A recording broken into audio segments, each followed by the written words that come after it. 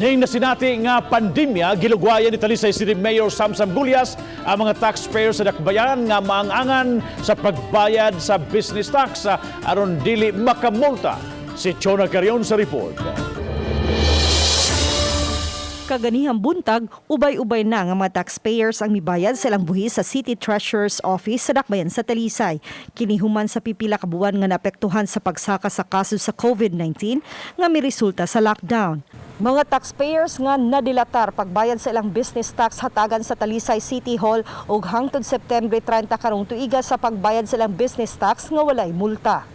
At this difficult time when businesses are still starting to open after the difficult ECQ, I think it's just right. Samtang giangko ni Emma Makuto, City Treasurer sa dakbayan nga lisod gyud makabot ang lang target nga kapin 400 million pesos nga tax collection karong tuiga gumikan sa nasinating pandemya.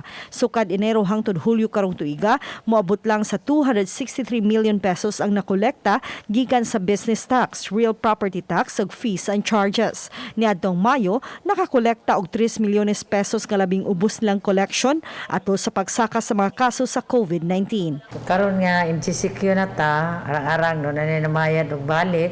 Pero pag July doon na naman, dako ta collection sa July, nabot og 27 million atong local nga collection. Pero pag katong April, March, April, gagmay kaayo kay halos way tao kay moso diri sa City Hall.